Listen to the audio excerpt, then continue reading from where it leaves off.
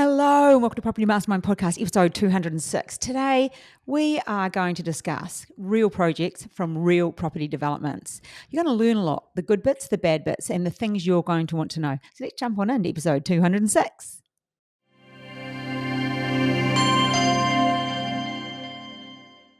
Hello and welcome to episode 206. Hilary Saxon and Bob Anderson, Property Mastermind. Hey, Bob. Hey, Hilary. Yeah, hey. How's your week been?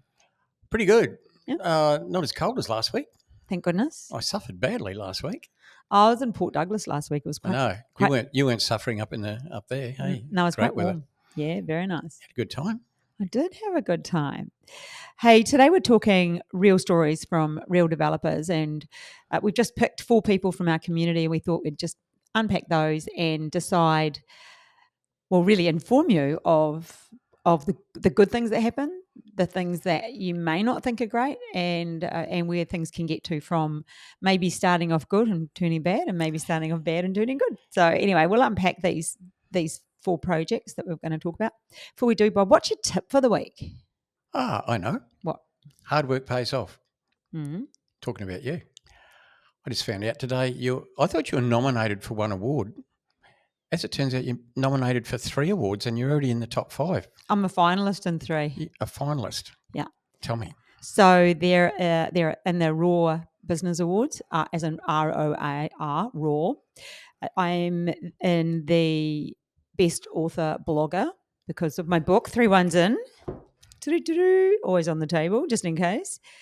So I'm in that award. There's a bit more, like this. It says author blogger and I think something else. I'm also in the Making Waves Award, Women Making Waves, as in, not that I'm in the ocean making waves, more along the lines of moving forward with everything that I do, which is, people probably don't know everything that I do. No. I'm flat out keeping up. Yeah.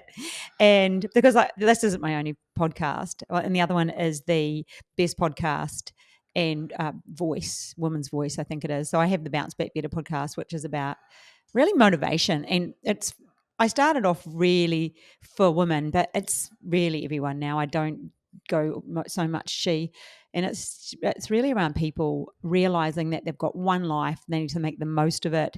You've just got to do what you really want, look at what makes you scared, stepping outside of your comfort zone, just doing all the things that you might know and you see little Instagram posts of, but I unpack them with a little bit of science and always some stories for people to realize that everyone's the same and we all need that little push sometimes, and how to get that inertia to have your own push, I suppose. It's a bit more like that. So, yeah. Well done you. Thanks, Bob. Might have something good to say next podcast. Well, or the one after, probably. Yes, the one after. But I don't know what I'm going to wear on Saturday night. Oh, that's the big issue. Well, if I'm a finalist, down to the last 5 and through the 3 categories I was nominated for, I don't know, I'm hoping I do get something, but you never know. Dress like a winner. Well, of course, that's the plan. But now I'm thinking, what on earth are we going to wear? What does one wear to something like that? I'm sure there's something. You'll work it out. Oh, I bet I will. More to the point, what are you going to wear, Mr. Anderson? I'm invited. Of course you are. Oh, good. You're my cheerleader.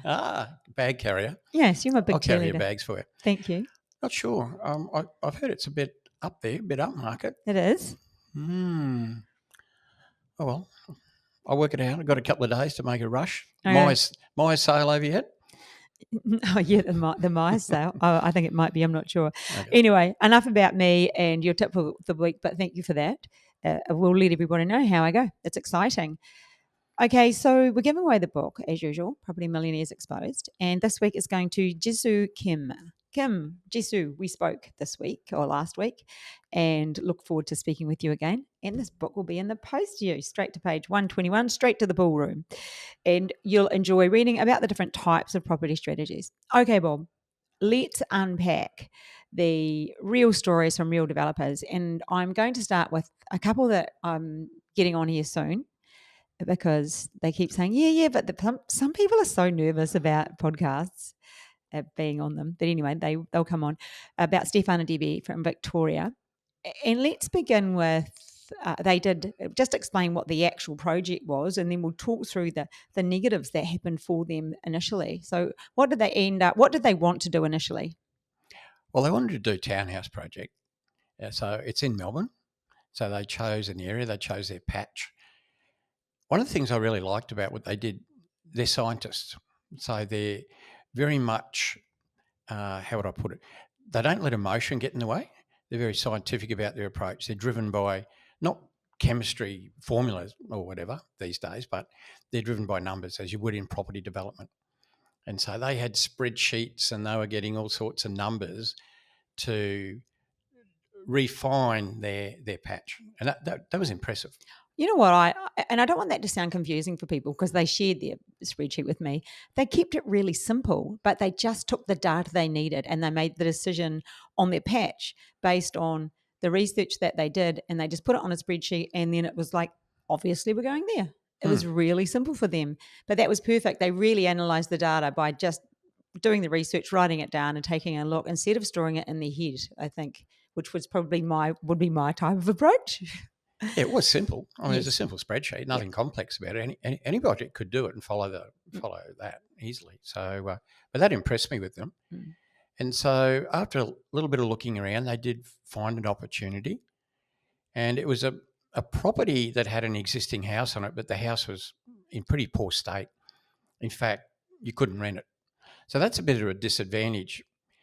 Obviously, when you're buying a site, it's got a house on it. It'd be good to get some rent while we're getting our approvals, getting our development permit and our building permit, getting ready all the way up to building construction.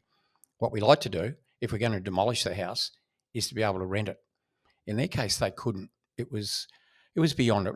They had a bit of a look around at what they might have to do to it to make it rentable, and it just wasn't worth it. It would have cost them more to renovate the house to a point where they could rent it. It cost them more than they would have gotten in rent, and you end up demolishing it anyway, so there's no point. And they did do those quick numbers, didn't they? It was they sort of stood back, looked at what it would take, and then it was just obvious that the next step was the demo. So they went to demo, and everyone's thinking, "Oh, it's good." And what happened, Bob? Well, they went straight to demo because you don't want to leave an old house lying around unoccupied because you get unwanted tenants in there. Oh, it's happened to me, and so they demolished it and went ahead with their approval. So they'd done their own due diligence. They'd spoken to town planners. They'd spoken to the architect. And what they were looking at doing ideally was either 4 or 5 townhouses. That's what it came down to. 4 two-story townhouses. That was there, possibly. But what they found when they went to council with the application, council were quite anti.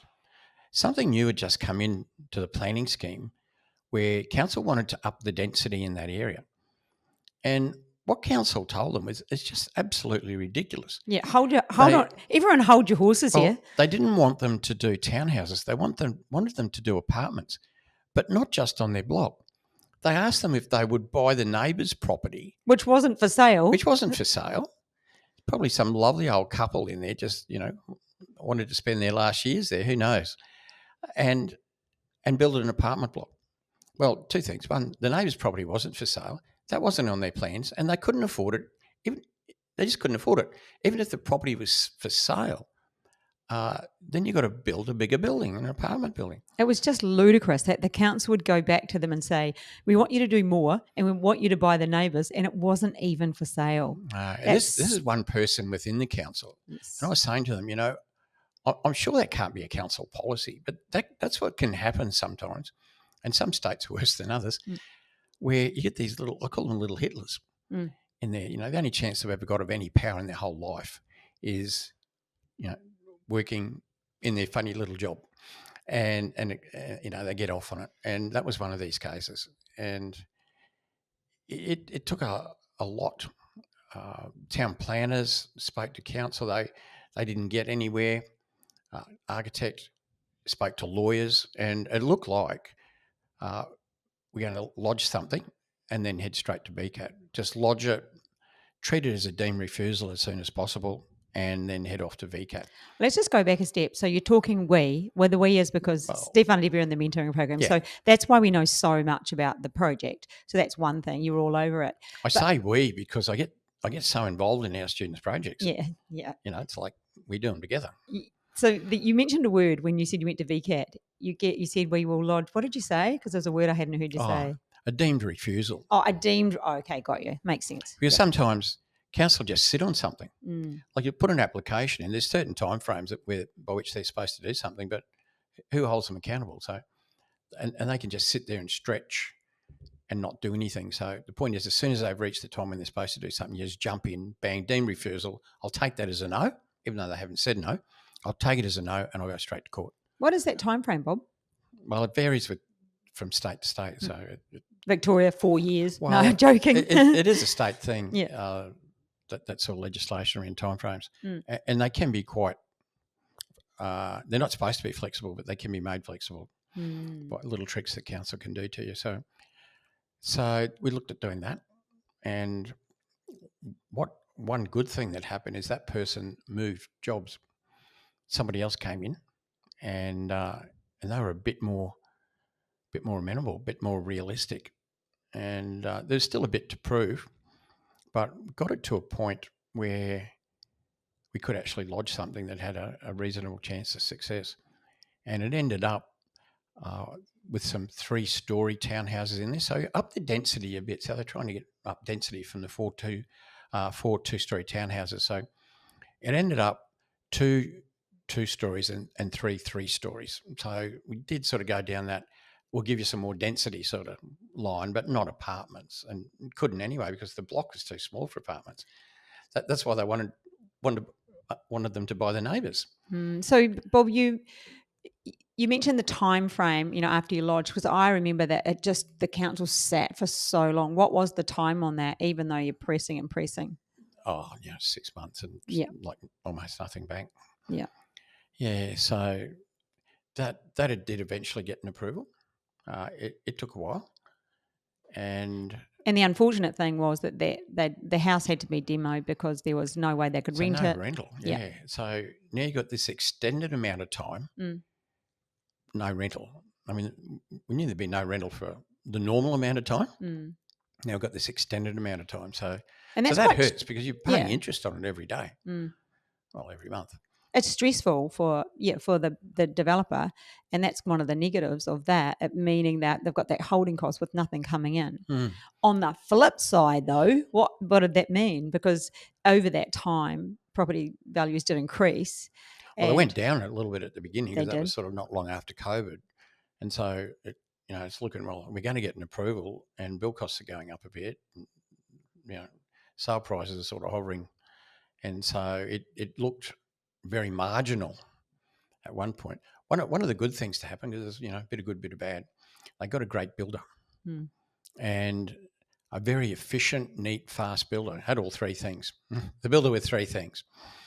So it was a good price, neat, work, and fast, which you don't normally get all 3. And so that was great. And this is at a time, post-COVID, and it's still this way now. Builders take a long time to build stuff. It's not that they can't build quicker like they used to.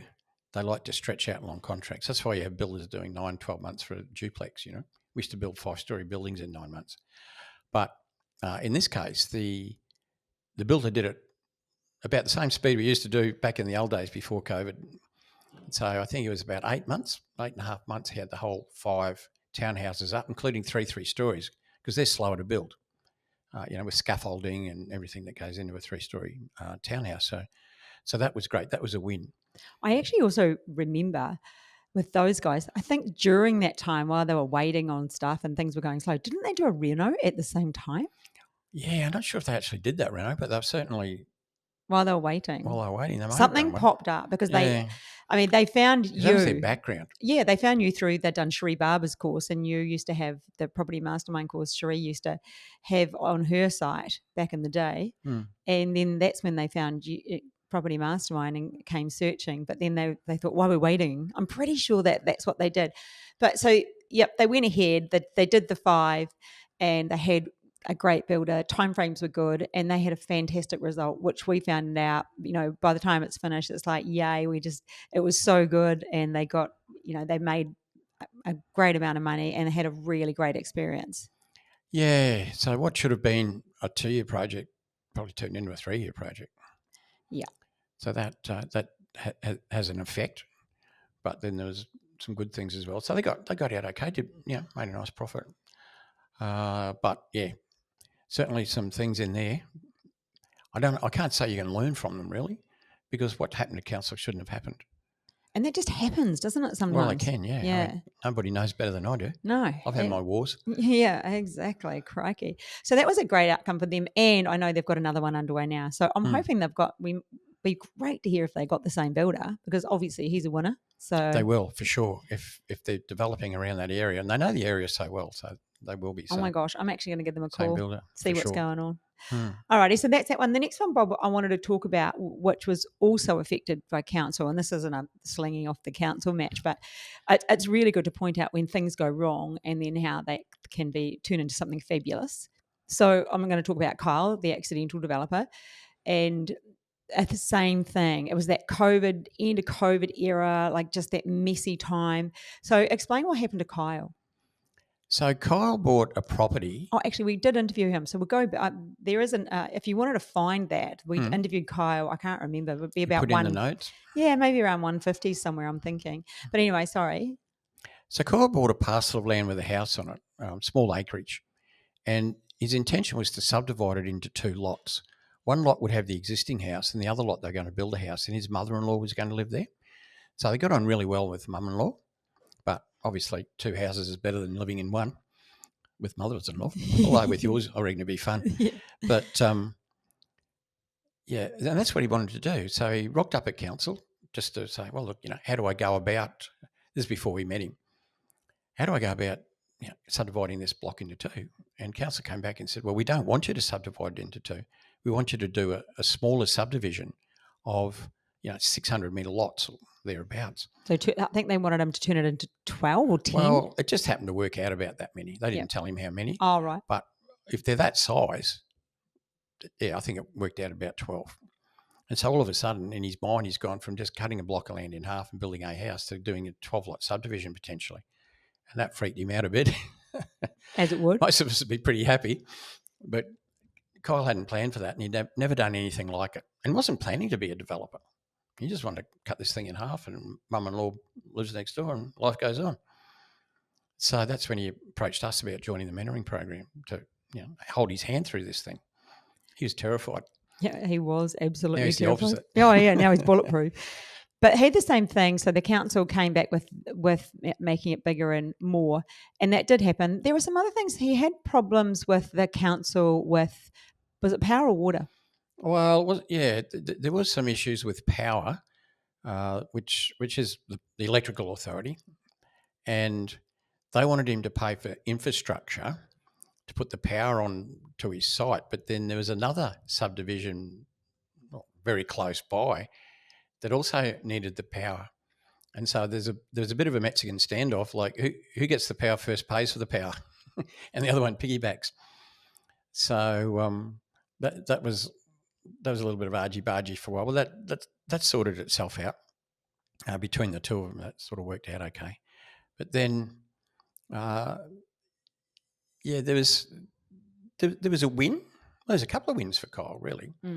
One of the good wins was the value of the land went up. Now he really got mucked around a lot with the planner, surveyor, and civil engineer who were working together on this project.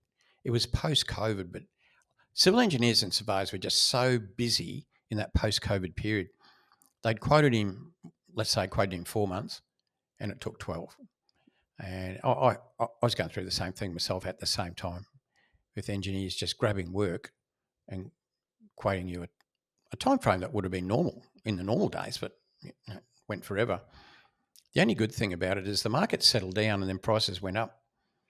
And so that was a big boost. His sale prices went up. Now, construction costs went up a bit as well, the civil construction for the roadworks, earthworks, the services, but not nearly as much as the actual land value went up. So that made his feasibility look great. It did. Yeah. And now he's everything's sold. All sold. Yeah, he's building the land at the moment, but it's all sold. Yeah. How is sold that? Off the plan because land's in strong demand, pretty much everywhere. and that's affordable land. So it's great for affordable house and land packages. So he's done really well there. He did have a funny neighbour for a little while. There's an old guy next door, the neighbour, who didn't want all the earth-moving machinery running around. It was noisy, it was dusty, it was dirty, and he went over onto Carl's property and started pulling out the survey pigs. Oh, gosh. Yeah. I mean, that's not a big thing. No. Kyle had contact with the old guy's son, and I think that the son came up from Adelaide or wherever he was and had to talk to old dad about, and I think Kyle also served a lawyer's letter on him, like, cease and desist. Don't come over and start pulling my pegs out. That was sort of half funny. So there's another example where, at the time there were a few things that were challenging, which does happen in developments. You're going to have some challenging times, but both of those two, everything turned out okay. And that was his first project, obviously. So, everything's a bit scary. Yes, it can seem very scary. So the next one I want to talk about, Bob, is so the first one we talked about was in Victoria. It was actually in Melbourne. This one was in North Brisbane, really, you could say. Yeah, southeast Queensland. Yeah, southeast Queensland. And the next one we're going to talk about is in New South Wales, in a little sort of rural town. We're going to talk about Tom's development and the challenges that he faced. So he found a nice block of land that could be cut into three. The council, he thought at the time, would be more preferable. They would think it more preferable to put it into two. And it worked at two, but if he got it to three, it was going to be great. And he just had a go. And that got passed about 2 or 3 weeks ago. We got a text one Wednesday night. He went to the council meeting. But walk through the challenges on that one, Bob, how that goes. Well, the challenges there were it was in a rural area, and even just getting the numbers right. There hadn't been any real subdivisions done for quite a while, and a lot of the lots are quite large. And a lot of the land holdings are large. So there's not lots of 600 and 800 metre lots. So it wasn't easy to work out, well, what can we sell these things for? Because there haven't been any sales lately. And also, are we going to get it approved? So you're right, it looked like we could definitely another mentoring term, it's a we thing. Could definitely, well, as much as you could be definite with the council, get an approval for 2 lots. And it scraped over the line. It was marginal, but it was there. So that was like the four pack. Here we go. Mm-hmm. Fall back position. Mm-hmm. The fall back position was 2, but let's go for 3. And so he did. I think when I spoke to him, I rang him that night because he texted me and said it went through. So I just rang him straight away. He said that because it was that there was that corner involved, that really helped having one of the lots on the corner because of the access. I think it was something to do with that. But he said it just sailed through, and he was expecting a little bit of pushback from NIMBYs mostly. And I think there was a wee bit. The council was quite pro. Yeah, what surprised him, the council were 100% behind it, not just certain council officers. The objections, I think there's something like 12 or 15 objections, but they came from the public, not from the council. The council pushed it, wanted it through. But once again, the objections weren't based on town planning matters. They're, things like, we shouldn't have subdivisions where the lots are less than 50 acres. These are farmers. Farmers who live just outside of town probably, they didn't want these small subdivisions. But look, people have got to live somewhere too. And basically the objectors' grounds weren't based on real town planning criteria. They're just quite emotional. Council knew that, and good on council, and that's what all councils should do. If the objections aren't strong on town planning grounds, they should just throw them in the bin because that's where they belong. They're just emotional. Yeah. Opinions. But so many councils take notice of that, particularly in some states. They seem to take a lot more notice of objectors, even if their grounds are stupid. And so in this case, council said, no, stupid, bin them, approve it. So that's great. So and that's he is underway, and it'd be good to watch this space and have him on the podcast when he gets that through. I do know he's looking for, he's still keen to do that duplex. He is very keen and looking, and hopefully he gets one soon. It'll be good. He's keen to build something. Yes, not just a block of land. Yeah, but that's great. He's got that. that's the what is it? It's the arrow in the quiver. He's ready now. Get another one going. Yeah. Find something to build. And the next one I wanted to talk about was Sturgesh. So he just went to market, which was exciting, and this one feels like it was my baby. But Pretty much. But the challenges with his no real council challenges. Only the only real challenge that I can remember, and you'd probably know more than me here, was that driveway, because it's after there's a road crossing, a walkway crossing. Yeah, it's a duplex, but there's a crossing, and so they couldn't have separate entrances. They had to have one and then split. Was that a challenge straight away, or how did that work, Bob? Yeah, council. This is an example of council chopping and changing. He came into it when they'd sort of made their mind up. So we're talking about a duplex, and we're talking about the entry from the street into the garage of each of the two duplex units. That's what we're talking about. So we did one prior, and during our application, council changed their mind twice. So about the driveways. So at one point, council said, "Oh, look, you can have a single driveway up the middle, and then just branch out left and right and go to the garages." So you'd have the two garages together in the middle, obviously, and that was okay. Then they said, "No, we don't want that. We want separate driveways," and so, oh, okay. So we had to change. Ours was lodged, and we lodged it under what the council was saying at the time. But then while it's sitting in there being processed, they changed their mind. Then we had to redraw it. They said, "Oh, can you go and redraw this? It's already sitting in there." Anyway, you do it. What do you do? And so that. And then his was a little bit different because he couldn't put it in the middle. So they wanted a single driveway, not two separate ones. But there was something, I think it was like a little traffic calming device or what was it? There was something out the front that for some reason it couldn't go right in the middle and it could only go on one side. So he ended up having to bring a driveway in on one side, which is easy for let's say the left-hand townhouse, but the right-hand one's right over there. So they had to swing it around and get a turning circle to get into the garage. And so you use templates for doing that. There's sort of set turning circles, depending on what, you might drive a little Fiat Bambino that's probably got a turning circle of 1 metre, or you could have a big a Ram or Silverado or something, one of those huge things. So, but there's generally some. It used to be in the old days. They used to use it like a Ford Falcon as the average turning circle, but don't have them anymore. And so they would have had the templates working that out. But it's a little bit tricky, but certainly manoeuvrable. You get used to it pretty quickly. But yeah, that was sort of a little bit of a muck around as to how they're going to deal with that driveway. But not too big, certainly not a deal killer, not too big an issue. And so that lot is what we call an enclosed lot. So it's got neighbours both sides and the back, of course. Whereas the one we finished recently is a corner lot. So we've got an entrance off each of the two street frontages. So it's quite different on a corner. What I love about Durgages, it's just, it looks fantastic. We should put the address. What's the number of that?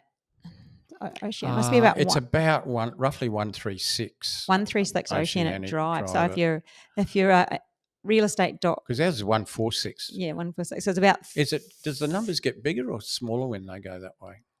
I think they get smaller. Yeah. So if we're 146, he's probably 138 or something. Around there. Look it up. Have a look at realestate.com. It's so nice. Well, you can also go to Amber Wirchin. Yes. Who a good friend. You're a really good friend. Yep. You're a really good friend. She's just a friend. Yeah. To me. Terry Ann Murray. Yep. Terry Ann Murray. She's selling that one, but it is something about the design on that. They just did a great job.